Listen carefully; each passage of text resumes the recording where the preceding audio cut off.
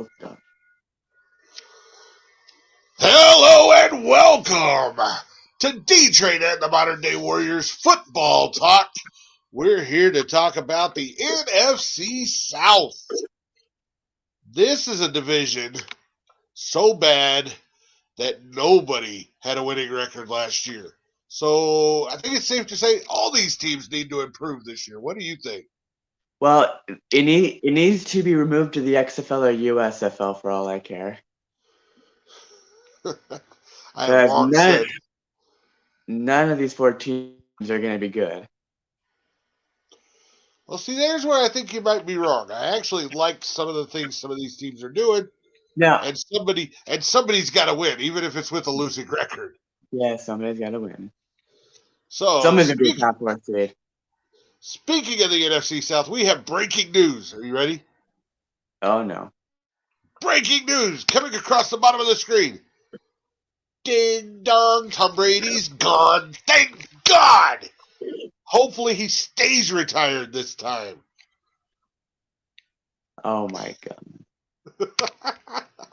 Which I'm brings gonna, us to our first team, which of course is the division winners last year at 8-9, the Tampa Bay Buccaneers. Can I just leave Ding Dong Tom Brady's gone just scrolling across the yes, bottom of the screen? just please. We need to remember this day. So such a good day. All Yeah. right. Well, as far as draft picks, pretty common. They got their 1, 2, 3. They are missing their fourth, but they got 2 5s, 2 6s, and 2 7s. So they're in pretty good shape, I think, leading into the draft to do some maneuvering. Because Lord knows all they've done in free agency so far is lose, lose, lose, lose, lose. Yes. Uh, I- I'll start with the departures. Tom Brady being gone, although personally is great for me, it sucks for Tampa Bay because he's been carrying that team since he got down there. Leonard Fournette, out. Julio Jones, gone. Donovan Smith, gone. Both starting safeties, gone. Akeem Hicks, gone. Cameron Brate, gone. Sean Murphy Bunting, gone. I'm telling you, this team is just, it's gutted. It literally is. And as we speak, they've got the linebacker, Devin Smith, looking to be traded. Devin I've White. heard rumors that they're shopping Goodwin and Edward and Evans around.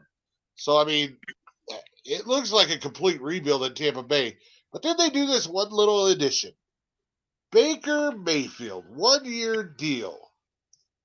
I kind of like it. It's here, Baker. Go prove yourself. If you prove yourself, maybe you'll get something next year from us or somebody else. So I kind of like that move. He'll compete with Kyle Trask for the starting position. We'll see what comes of it. But let's face it, the gods far outweigh the additions. And we're going to have to wait and see how that plays out. Well, as you put it so eloquently, yeah, this team has a lot of holes, and they did nothing to address any of them, or maybe one, the quarterback, which is on a 1 year deal. But this team got a lot of holes. The draft is probably not going to help any, or very, very, very little at the most. The Buccaneers, if they get lucky, they need to hit on 2 or 3 draft picks if they can get lucky with that. But yeah, this team needs to. At this point, the big names of free agency are completely gone. So this team's going to be bad. I'll say that they've done nothing to address much of anything on their team needs list. Edge is still a problem. Their offensive line is still a bit of an issue. Losing Sean Murphy Bunting is going to hurt on in their secondary. Although they still have a few key pieces here and there, they still have at the moment Devin White and they brought back Levante David. Crap, who's the other safety? It's in my mind. Anthony Winfield Jr. They have him on his rookie deal. Vita Vea is still there. So I mean, They and re-signed Jamal Dean. yep, Jamel Dean, and I think it should quote Shaq Barrett's still there, I believe. So I mean, you have still pieces there, but there's so many holes around them that they haven't dealt with yet. You have This is pieces, probably but yes, the holes is like Swiss cheese at this point. They're yes, everywhere. So and there's a and lot to be done for this team. yeah, and with Devin White wanting a trade, that's gonna become more problematic. So I mean, yeah, this team is in some real danger, and I think they won their Super Bowl back in the 2020 season. So I think they're more than comfortable with doing this kind of rebuilding phase. So that they got their ring, they're happy with it. So I think it's gonna be a kind of a rebuilding mode for them. Yeah, that's the way we see it. And let's face it, they're in a division that it's okay to be rebuilding right now because all the other teams are too. So it's going to become which team rebuilds the quickest in this division, and show something this year. The fact that at least one of the other teams is going to be probably going with a pure rookie quarterback. One of the other teams is going with a second year quarterback that didn't get a lot of playing time in his rookie year. And then you got a free agent coming in at the third team, which we'll get to in a little bit. Probably puts them in the driver's seat for the division, to be honest. Uh, Tampa Bay can still compete, though. If Mayfield comes in and he shows that he is the leader that he thinks he is, plays the way he was with the Rams, I actually thought he was playing well with the Rams. He's got some decent weapons with Evans and Goodwin. Maybe, maybe. Um, I'd like to see the running game get shored up a little bit here, but I'm a running back guru. I love running backs, so that's just me. Anything else? Not really. I mean, they're in a rebuilding phase, and let's see how quickly they can rebuild. All right. Well, looking at their draft needs, the way we've said it, they're Swiss cheese. They literally need everything. So I don't think there's any reason to go down that list. All of them make sense in their own ways. I don't know that any hole is bigger than any other hole on the team. So they, like I said, they need everything. Um, Anything you want to talk about there with the draft picks? I mean, they have two fifth round, two sixth round, and two seventh round picks. So I mean, they're back heavy. So yeah. I mean, with this kind of draft, you're really gonna be hoping you hit in the first, second, and maybe hopefully third round. But I mean, yeah, that this is yeah. I mean, they're back end heavy, so it's gonna be very interesting to see how they plan this out, or if they trade out of the 19th pick to acquire more draft picks in the second round. That could be more interesting. Yeah. All right. Well, let's see what the Sporting News had to say before we move on to your lockup pick or bullseye pick, whatever we're calling it. Tampa Bay Buccaneers ranked 20th so far in the offseason, and they only got a B minus grade. I think that's kind of interesting. I would have seen them a lot lower. I mean, if it wasn't for the Packers being horrible in the offseason, I would see the Buccaneers as probably one of the worst. But let's see what he says. Losing the GOAT forced them into a transitional state, and for having some cap issues, they were able to bring back two defensive key players with Dean and David. Mayfield has a chance to succeed in the new run-heavy Seahawks-like offense of Dave Canellis, given the strengths of the Bucks wide receivers. Okay, so they're going to do well in a run-heavy offense because of the ability of the wide receivers. That So doesn't make sense. a lot of receiver screens. I'm guessing. Yeah, I mean, if you're going to say it's going to be on the strength of the wide receivers, would it need to be a pass heavy offense? You got a run heavy offense. You better go get a running back, which, quite frankly, that would be the one hole I would point out here where they lost Fournette. They haven't really Yeah, replaced him. Maybe they do that into the draft. There is some good running backs in this draft, and they're probably not going to go extremely high. I've really only got one that might even sneak into the first round. So that could be interesting. I'll say it that way. yeah, it'd be You really got your interesting. bullseye pick ready? I do have my bullseye pick ready. All right, with All right. the oh he oh all right, all right with the 19th pick. nine yep 19th pick, the Buccaneers select Peter Skoronsky, offensive line Northwestern. Wow. Wow. Well, if he slides that far, that would be a good pick. I don't see him being available at 19.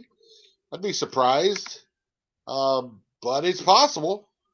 I guess it depends on if there's a run on the offensive lineman. I think there'll be one offensive lineman go at 9, and I believe 10. I want to say no on 12, but I think 12 is possible. 14 and 15 are possible as well. I just think you got too many picks up there that could go offensive line.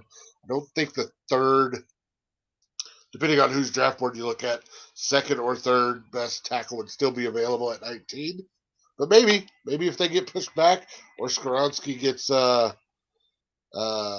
graded down on some of the boards. Yeah, definitely. I think he's gonna take a run on offensive lineman to take Peter, but yeah, I mean this team is gonna be interesting. Yeah, You say it's CFS. going to take a run, but I've got him rated as the second best offensive lineman on my board. So You that's think not much so? of a run. That's two people. Uh, maybe.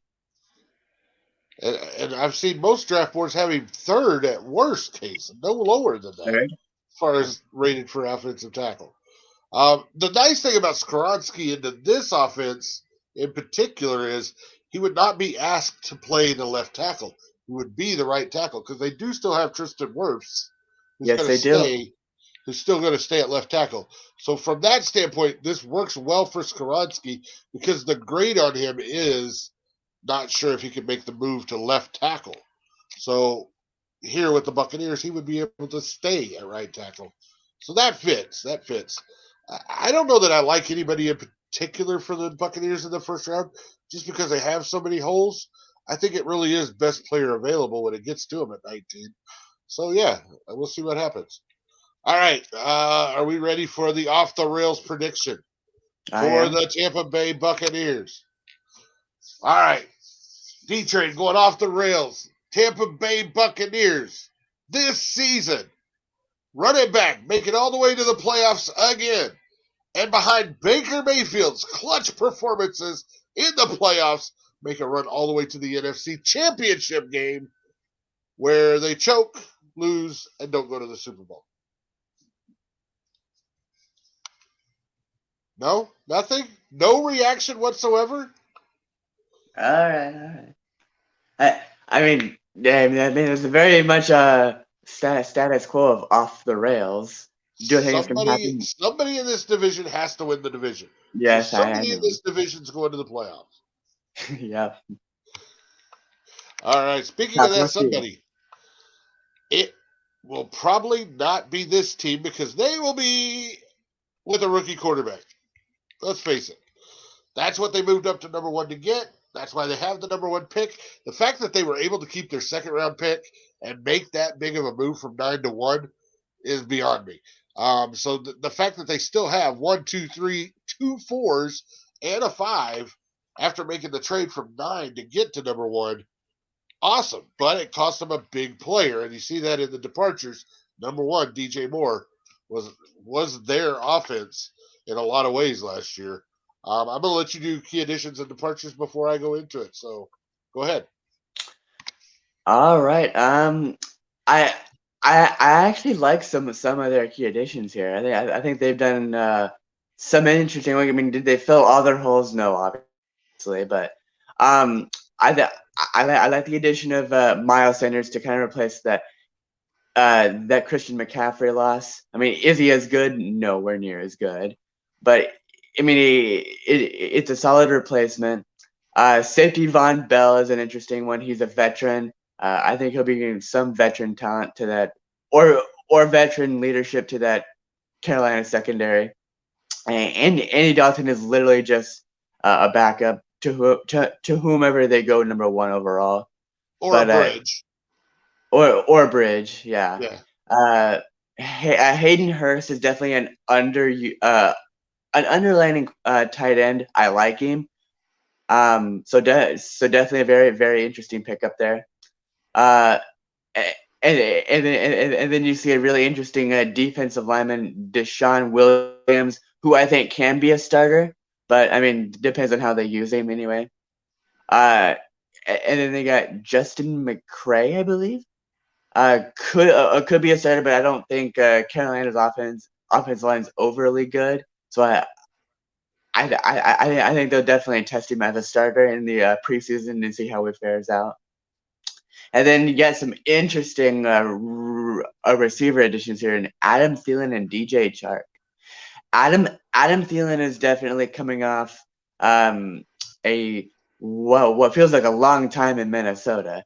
Uh, he definitely spent a lot of his hard work in Minnesota. So this was definitely at least in my opinion, for Adam Thielen, uh, a last resort sort of contract. The last stint with him. So he's probably gone out of the league after either this year or next year. But DJ Chark, I think, can be a starter if they use him, at least in the right situations. Depends on what kind of quarterback they draft, obviously.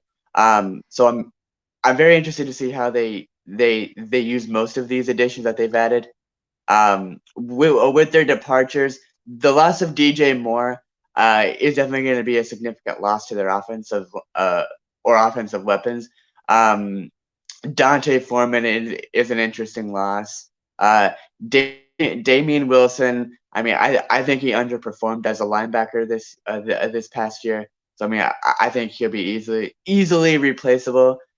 Sam Donald, I think he's a bust. I don't think he ever amounted to anything that the Jets were hoping for. The team he got drafted by, obviously. So I think he's had a very busted career in anyway. And PJ Walker, nothing much there.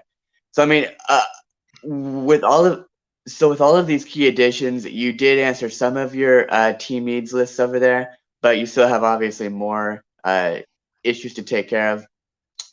And with this quarterback that they've so obviously claimed that they're going to draft, it's going to be a very interesting tie-in with the new receiver that they've added, the running back they've added, and the tight end that they've added. So, what are some of your thoughts here? Well, obviously, I don't agree with a lot of what you said, but the overlying message is, yeah, they're going to build around a new quarterback. Which we're doing this part late enough. It sounds like Bryce Young is the pick. He canceled the rest of his visits after visiting with Carolina. The entire coaching staff is only following Bryce Young on social media outlets. Bryce Young has tied himself to the Panthers on social media outlets. So it sounds like Young to the Panthers at number one is what's going to happen. So we know who that person is, it sounds like. Obviously, anything can happen. We're a week away from the draft. Maybe next Thursday we hear a different name at number one, but for all intent and purposes, it sounds like it's going to be Bryce. I like the Andy Dalton pick. He's either a bridge to Bryce. I think they'll be comfortable with starting Bryce right away. So I think Dalton's just your backup veteran to kind of coast him along. I like the veteran pickups at offensive key positions. Thielen, the fact that he is a 9-year veteran is huge. That helps. DJ Chark, been around the league. He's played with some young quarterbacks. He's helped them along. I think that's a good addition. I like the Hayden Hurst at tight end. It's a guy that doesn't demand the ball at tight end, but can catch the ball when needed and when called upon. Miles Sanders, not only a decent running back out of the backfield, but a good hands guy out of the backfield, catches a lot of passes, and is very comfortable in that role. The defensive additions, Carolina's defense is what was good last year, so they didn't need to make a whole lot. They got a good veteran safety in Von Bell. I like that addition. The two defensive linemen, Shy Tuttle and Deshaun Williams, they're rotational pieces, and that's all they're looking for them to be. So I like the fact the way they will piece in. Hmm. Justin McCray, You said you don't know if he's going to plug in. I think he's going to be used as a center. Um, that was the only starter they lost on that offensive line. So it makes sense that McCray plugs in there. Or maybe they move somebody that they already had from guard to center, and McCray takes over that guard position. I do think he'll be a starter, though, day one. So that being said, the losses to me, other than DJ Moore, are superficial. Although I don't think Sam Darnold is a bust like you do. I don't think he's ever had a fair shake in the NFL. He's had a different offensive coordinator literally every year of his career. He's never been groomed to be a starting quarterback. He was just thrown at the position instead of coached into the position. Uh, PJ Walker is an interesting leave. I like the fact that he went to Chicago more so than Carolina got rid of him. He's a lot like Justin Fields, so I think he's the right backup in Chicago.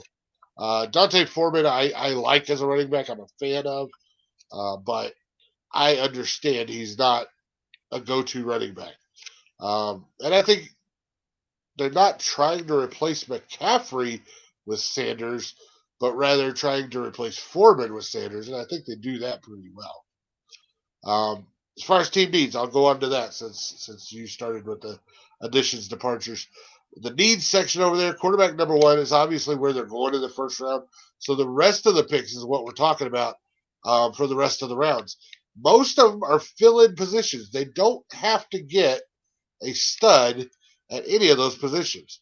Would it be nice to get a stud wide receiver? Absolutely. Would it be nice to get a stud edge rusher?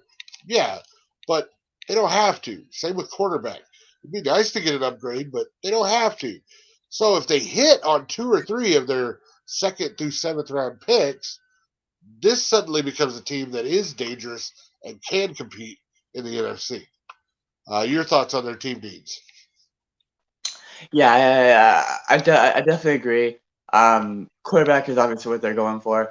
A receiver, they definitely answered some of that. But I mean, it wouldn't hurt to go and get a future number one guy. Edge, they definitely could use a solid starting edge guy. And yeah, I mean that you can go out and maybe if you're lucky hit on a solid starting guy. I mean, of course, if I'll say again, if you're lucky, um, at a corner, running back, tight end, linebacker, or even edge. So it'd be very interesting to kind of see what the Panthers do to fill out these the rest of their issues in the draft with the one that they obviously get lucky in. I don't think it's about luck. I think it's about staying true to your board, drafting best player available. Make sure you've got them ranked in how they will do in your system, whatever that system is. And I think you'll be okay. I think the Panthers could have a bright draft weekend. Oh, Definitely. Yeah. I was fixing to turn it over to you, but first, let's see what the Sporting News has to say about their offseason move. They're ranked 17th and they got a B plus, so kind of middle of the road. The Panthers did well to work on their offense's future with Frank Reich and Thomas Brown by securing the number one overall pick, adding Sanders Hurst and getting Dalton as a bridge. Bell and Tuttle plugged two key defensive holes, but losing more as part of the deal slides their grade from the A level to the B plus.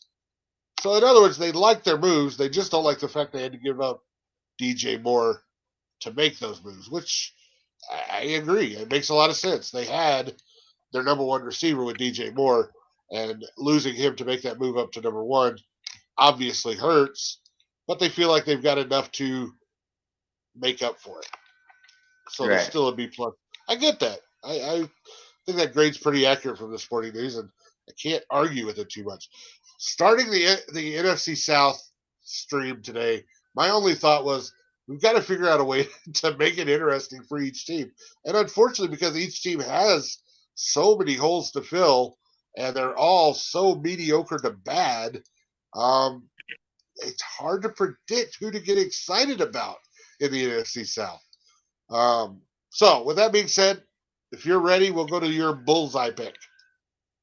All right. For my bullseye pick, I have them making a surprise one. I have for the first pick, I have them going C.J. Stroud. So you're not buying the fact that they basically said they're taking Bryce Young. I think I think they make a surprise. I think it's all an illusion. I think that they are going to surprise everybody at the draft, including their own fans, and draft C.J. Stroud. It's all an illusion. Okay, I mean, I think you're the one doing the off the rails takes because at this point, CJ Stroud going number one is an off the rails prediction. Um, I think you could have predicted the Panthers are going to win the Super Bowl with a rookie quarterback, and it would be less surprising than them taking CJ Stroud right now. So, okay, you're out there on a limb. You're definitely alone in that pick because just about everybody knows it's Bryce Young at this point. There's not even a question about it anymore. So, yeah,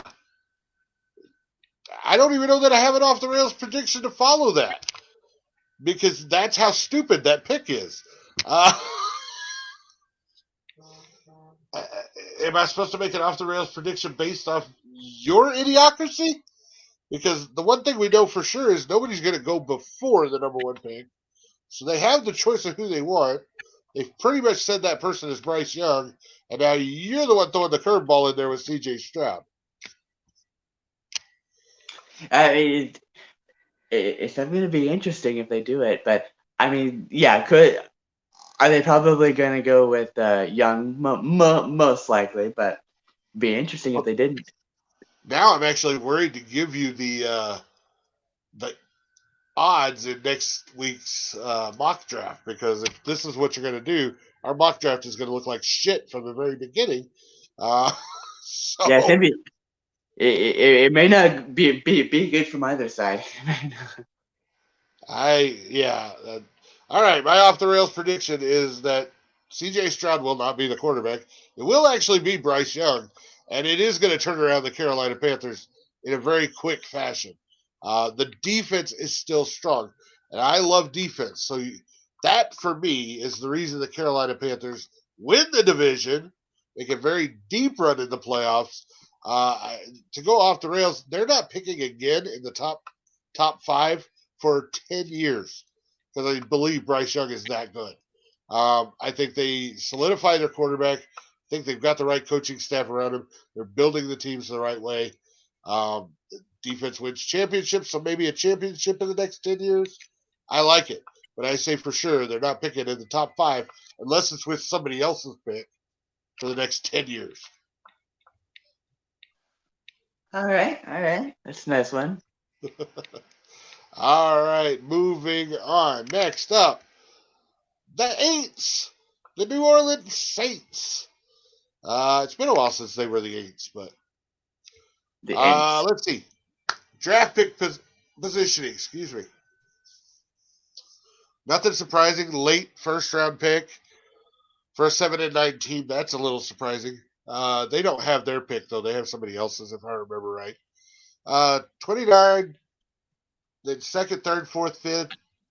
Oh, 2 5ths, 2 7ths, no sixes. All right. Key additions and departures. I think I'm going to let you go first on this one as well. So you're up. Alrighty then. All right. I think I think they made a few interesting additions, but I mean they didn't lose a lot in the departures. I mean Marcus Davenport is definitely the most notable loss I would say in the departures. Uh, Other than that, I think I mean I don't think it's that bad. Uh, in their additions, I think they made a really interesting signing with Derek Carr. Uh, I mean, he's definitely going to be a starter there because they don't get anybody else there. So I mean, I don't know if he's going to be able to elevate the Saints. I mean, he might benefit from how bad that division is, but I mean, if talking about playoffs, I don't know about playoffs yet, but I think Derek Carr just needs to worry about winning the NFC South. Uh, the addition of Jamal Williams, I think is a very interesting one. I think they're just going to use him a lot like what the Lions used him as like that goal line set running back. And then And then you have two solid defensive tackles. I mean, yeah, those who will be replacing David Onyemata, if I'm not butchering his name. But yeah, I mean, it's definitely gonna try to replace David Onyemata, and then you got Storm Norton. But I don't know much about Storm Norton, but I mean, he might be a solid piece for the offensive line. And then Jonathan Abrams, I don't think he ever amounted to what the Raiders wanted him to in their secondary. So I mean, they're using him as mainly like maybe he works well in the Saint secondary, but I mean overall, I mean I think they've had an all right offseason so far. They have definitely filled out some of their needs, but like so many other teams, they still need the needs. And in their draft picks category over here, they're very back heavy with 2 5th round and 2 7th round picks, and only and this first, second, and third. So I mean, yeah, I mean, obviously, if they hit in some of those categories in their picks, they they can also fill some of those needs in. But I know you disagree with me on the departures I saw. So, what are your thoughts on their departures? Well, I know we're filming this on 420. I didn't realize you started hitting the doobies so early because you're definitely smoking something down there. Not big losses. They lost 3/4 of their defensive line. 3/4 of their starting defensive line is gone. Davenport, Onyemata, and Tuttle were all starters on the defensive line. They literally have one guy coming back, and that's not big losses. I mean, I don't think like I think they added with two defensive linemen with Saunders and Saunders and Shepard. Shepard, which were backups on their teams before. Okay, maybe that's who they're replacing them with. Doesn't mean they're good replacements. And then you lost Kate Ellis, which is a starting linebacker as well. I don't get it how you say this is not a big deal. Jonathan Abram, like you said, a bust in New Orleans. They're still trying to replace C.J. Gardner Johnson, and they lost Justin Evans. And you're going to go with a bust from the Raiders as your only replacement? For me, right now, the Saints' defense looks horrible.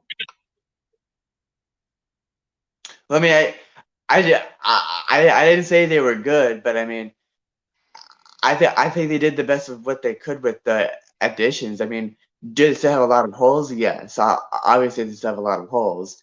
Are they going to be good? Probably, probably not. Um, I think that they just don't. I want I to know think how they sold Derek Carr that this was a team moving in the right direction. Because quite frankly, by going and getting Derek Carr, that cost them every other free agent they could really go get. And yeah. Jamal Williams is just going to replace Mark Ingram. Is all he's going to do. Yeah, he's going to be the goal line guy. It's not a big touchdown. It's Alvin Kamara's running back room. I mean, let's face it. So Jamal's not even a big addition. The offensive line was pretty bad last year, I thought, in New Orleans. Storm Norton, I don't think, is the savior there. But yeah, you butchered your entire defense to go get Derek Carr. I don't agree with that at all. Um, and Derek Carr's not proven that he can take a team that can't play defense to the playoffs and do much with them. Hell, that's what he's been doing with the Raiders for the last decade, is trying to take a team who can't play defense to the playoffs. And he's missed a lot more than he's hit. So I don't know. And somehow they spoke to Carr and said, "Hey, look, we know it hasn't been working in with the Raiders for you to have no defense and a bunch of offensive weapons, and you go out and win for them. We know that didn't work for them, but it'll work for us." What the hell? I don't know the exact wording of what was said to bring him to New Orleans, but I mean, some may say it was money deal that they were able to buy him into it, but I mean, I, I don't I don't see anything like they definitely didn't add a lot of huge depth to their defense. I mean, there is some merit to what you say about they're not going to have a good defense. I mean, yeah, I mean that is going to be true. I don't know how on their offensive side of the ball here, how Michael Thomas is going to fare if he's going to be able to stay healthy. If they're going to be relying a lot on Chris Well, he got a new Olave, contract, so evidently they're counting on him to stay healthy. you hope at this point. Um, so yeah, I mean, you got Chris Olave. They lost Marquez Callaway, so that's going to be a hurt little depth piece there. So I mean, I think that they need a another go-to receiver. Um, I just don't know how. Like, yeah, yes, they made a tiny investment in Michael Thomas, but I don't know how much of that investment is going to pay off. Well, let me ask you this: what has Carr's best weapons been with the Raiders? What was making Carr successful somewhat with the Raiders? I would say Darren Waller was one. All right, who's the Saints tight end? I don't think Yeah, that blank stare on your face says all it needs to say. They don't have one. All right, what was number two? on the Raiders. Yeah, Oh, I mean, Devontae Adams was in his ah, last. him and Devontae Adams didn't really match up the way they hoped this year, so you can't Okay, use so Devontae. okay. Uh, I don't, I don't know if that he's ever actually had a like huge receiver to throw to. Really? Like, I mean, unless you want to say Hunter Renfro or uh, I would say unless Hunter Renfro's done pretty well with Derek Carr. yeah, I mean, Now who's ooh, now who's the Hunter Renfro on the New Orleans Saints? um, mm, I don't know if they have one. Exactly. Now here's another one. What about Josh Jacobs? Pretty good running back he's had out there in Oakland, right? Sorry, Las Uh, Vegas. Las You knew Vegas, I would do it eventually. different state. I don't care. The Raiders are still Oakland. I don't care how many times they move away. But uh, would say Jacobs was a big part of that offense and helped out Derek Carr quite a bit over the last few years. Yeah, I mean, Josh Jacobs had a career year this past year, so that definitely helped. Um, He was good 2 years ago. He was good 3 years ago. He's been good every year he's been there. I mean, true, yes. I yeah, I Meanwhile, mean, like, meanwhile, meanwhile, how has Alvin Kamara did the last 2 years? I mean, he's had some pretty shaky seasons. I mean, I don't. He's gonna be dealing with the suspension probably this upcoming season, but So again, I go back to my point. What did they sell Derek Carr on to come to this team? I don't see it. I We got a bad defense, and you're not going to have any of the tools you've had in the past. I mean that is partly true. Yeah, I I honestly think the better quarterback for the New Orleans Saints is the one they re-signed that they already had, Jameis Winston. I think he fits the Saints offense better than Derek Carr will. I mean, you definitely make a lot of interesting points here. I a lot of what Derek Carr had in Vegas, he doesn't like he doesn't have the tight end. He doesn't have the running back. Receiver, I mean, yay. I mean, kind of, but I mean, yeah. I mean, defense is iffy. I mean, they have I mean, so they have like two of their biggest veterans. They still have Demario Davis. They still have what's his Cam Jordan. Um, they still have two of their leading veterans. And Pete Warner. But yeah, I mean the the loss of Davenport and some of this defensive alignment that they've had, it's gonna hurt. Uh, Especially for their pass rushing. Uh, do they still have Marcus Williams and Marshawn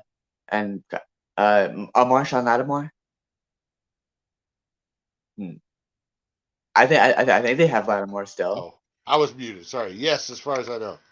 Okay, so you have pieces there, but those pieces are not going to single-handedly help this defense out. You need to add more pieces or see what you hit on in the draft. Was this a playoff team last year? No, So it wasn't a playoff team with the defensive pieces they had. They lost half their defensive pieces, and somehow that's going to make them better? no. I mean, the way you say it, no, it's not.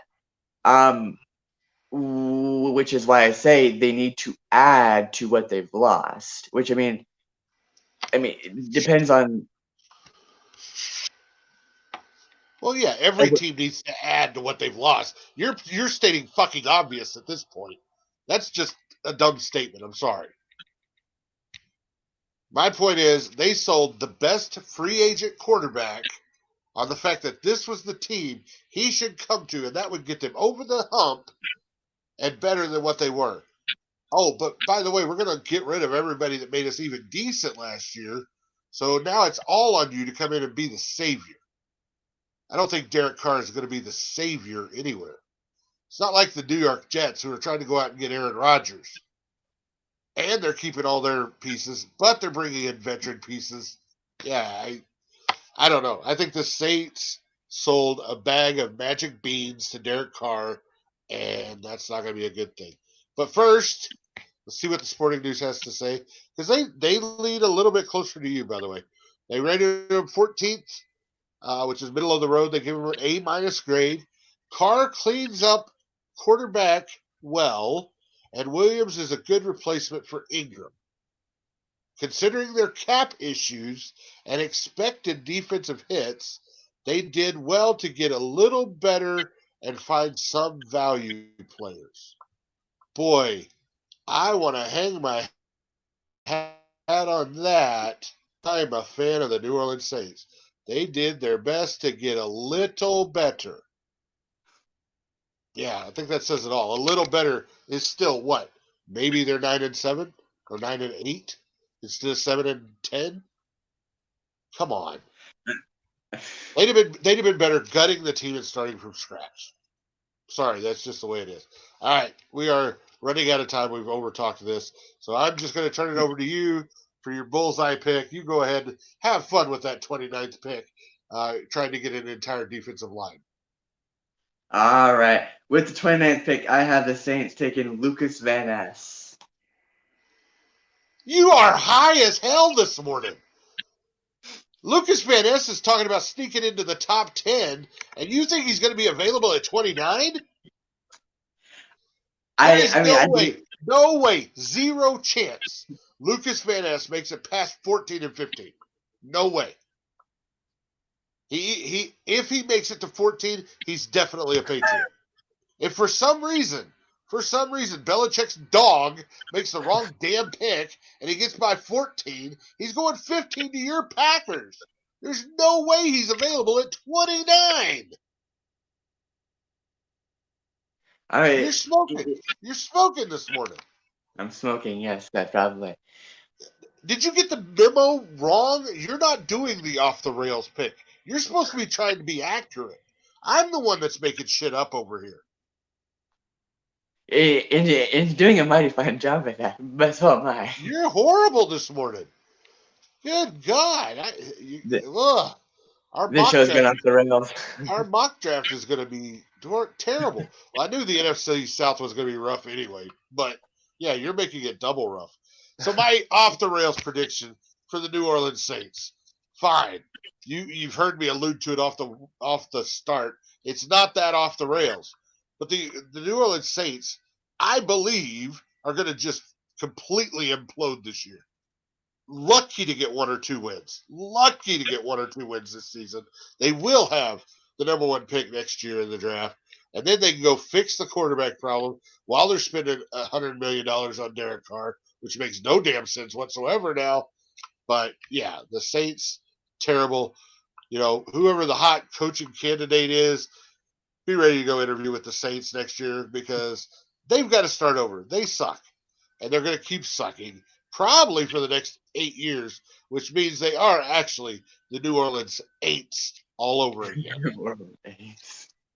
All right. I'm done. We're moving on to the Falcons. The Atlanta Falcons. Let's see. Last team in the South. We got to get this done in about 10 minutes or so. So I'm not going to waste too much time. They're picking top 10 with the eighth pick. They've got 2-3. They got 2-4s, 5-6-7. So, pretty much a standard draft for them Yeah. with an extra fourth. Additions, departures, I'm going to chime first just because it's pretty easy. They didn't lose much. Abdullah Anderson's kind of a big loss, and Marcus Mariota obviously was a bridge quarterback they brought in, and they're fine with moving on from him. I think they went and got another good backup quarterback with Taylor Heineke. They're going to give Desmond Ritter the chance this year, I believe, to see if he is what he says he is, which is a decent player. I like the key additions on the secondary, and it starts right there at the top. Jesse Bates the third. I think they went out and got maybe the best safety on the market this year. That's a huge get. And then I'm going to go down to the end. They picked up Mike Hughes as well, which I like. I think he's an underrated corner, a solid corner. Not a number one. He's a number two, but a good starter and a good place for this defense to go with Bates and Hughes. I love that. Then the two guys we were just talking about, the Saints losing, that you think is no big deal. They're both starters, and they're both going to be starters for the Falcons, and they come in right away and they produce. So that defense getting better in Atlanta right off the start with free agency. And that's the way you got to look at that. Jonnu Smith, I like as their second tight end, and here's why. He's that good edge blocker with some hands. And that's what they need because that other kid they got, I can't even remember his name, the high draft pick that everybody's so fond of. God dang it. I'm terrible with names. The kid from Florida that they took last year or the year before. Well, we'll come up with it later. That's going to be their number one tight end, but let's face it, he's not an end of the line tight end. He's going to be split out, and he's going to be wide. Kyle Pitts. Kyle Pitts, thank you. And I'm anxious to see what Kyle Pitts does. I think Jonnu's just the good complement to Pitts is all he is. Mac Hollins, I think, adds depth to their receiving core that still needs help. So that'll be interesting to see what they do because Calvin Ridley's gone. That's about all I got to say about their auditions, departures. And in the spirit of trying to keep it short, I'll turn it over to you. All right. I love some of their additions here. I like Jesse Bates in total as a safety. I think he brings a unique veteran leadership or presence to any kind of secondary he's put into. They made a few additions with the linebacker and Caden Ellis. I like that. David Onyemata, he's a solid defensive tackle. Taylor Heineke, I think, is a bridge to Desmond Ritter because I really think they're going to have Desmond Ritter start. And then Jonnu Smith, a passing tight end that you're going to have mostly using as a route runner. Matt Hollins, definitely. I'm Matt Collins, definitely a depth piece receiver. And then Mike Hughes, a very, very interesting defensive back there. They have AJ Terrell Jr. as kind of that leading defensive back, but I think Mike Hughes can definitely be a solid number 2 back for them. And then some of their departures, Isaiah Oliver. I think Isaiah Oliver was definitely an interesting loss. I think they definitely lost a solid second defensive back there. Marcus Mariota was definitely a bridge at this point in Mariota's career. He's a bridge quarterback no matter where he goes. And then, so I mean, they definitely did a good job with answering a lot of their needs. But we'll definitely see what kind of rest of the needs they fill out in the draft here.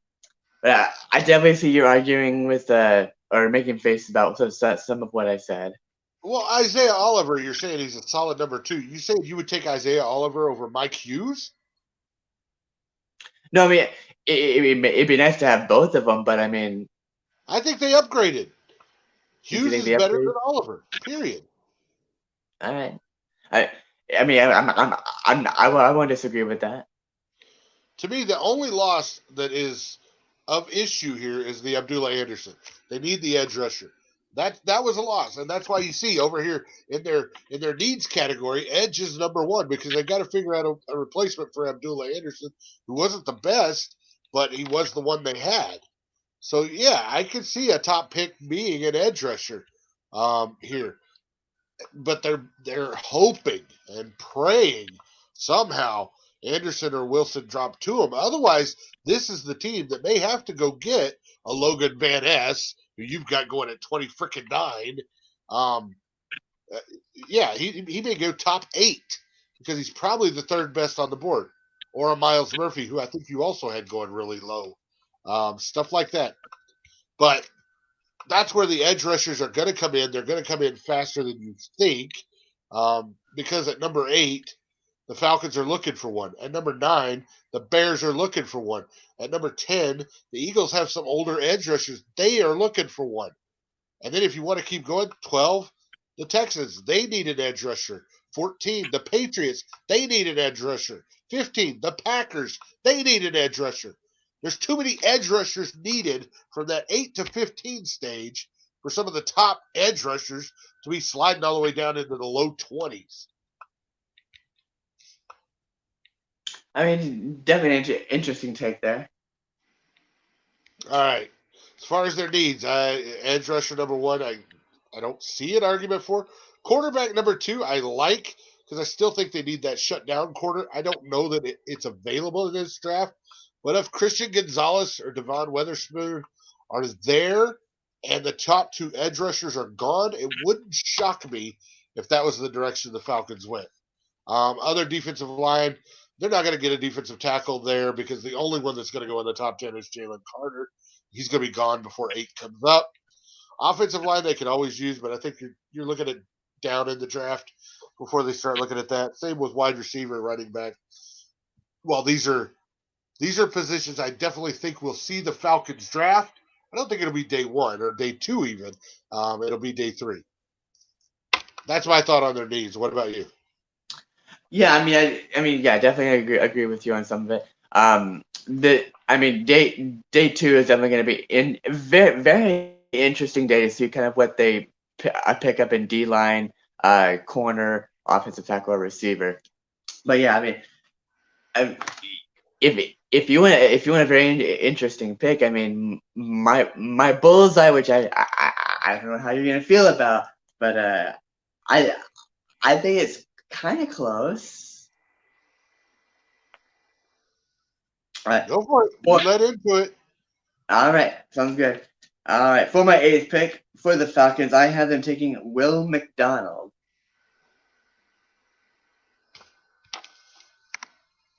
Yep, you hear the crickets, right? Yep, I hear the crickets.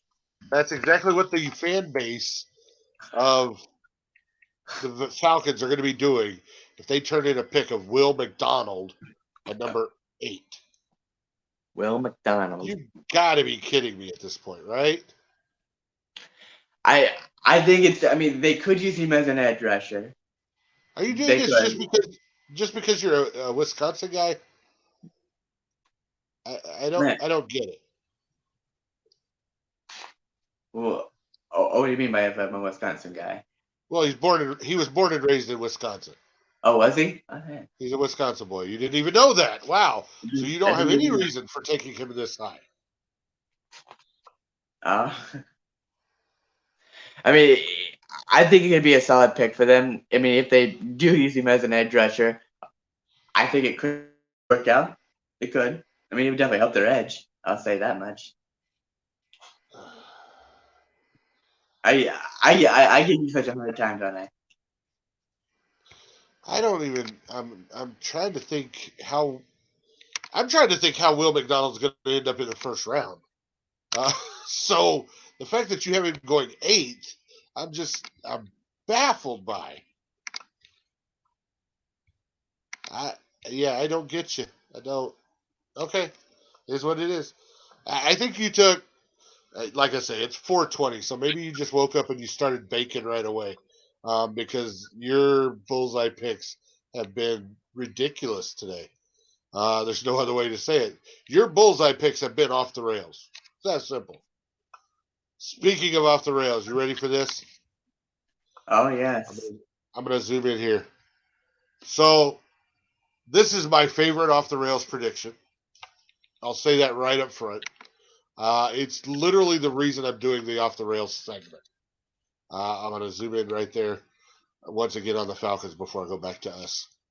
So my Atlanta Falcons prediction for off the rails this season. It comes at pick 182 in the 6th round. The Atlanta Falcons are going to change their franchise history. They're going to turn this into a dynasty. 20 years of greatness. Round 6, pick 182. They go get, ready? Quarterback Stetson Bennett from the University of Georgia. He continues to be a winner. 10 Super Bowl rings over a 20-year career. He is the second coming of Tom Brady in Atlanta. Hey, it makes more sense than your stupid 8th pick overall. So, yeah, there's my off the rails pick. I love Stetson Bennett. He's going to get selected late in this draft, and whoever selects him, they're getting a winner. That bottom line, they're getting a winner. And he's going to go somewhere and win because that's what he does. I think it would be great if he stayed with the hometown Falcons team there, goes from Georgia to Atlanta. It would be a blast. And you see down on their little needs, quarterback at the bottom there, I'm telling you, they're going to be looking, and they don't have to look far. He's right down the road. Yeah, you know what? You have nothing to say. I shut you up, didn't I? Hey, it's definitely an interesting take with quarterback. 20 years of greatness. 20 years. They're going to fix it all. Stetson Bennett, 6th round. That I 25 only year old guy. I only wish they had the 199th pick because that would make it so poetic. But I'll take 182 in the 6th round. It just makes sense. All right, All that right. is it for D Train and the Modern Day Warriors football talk. NFC South Edition. We got one more division to do, and then a mock draft or two to do before next Thursday. So stay with us. Hope you enjoyed. Peace. We're out of here.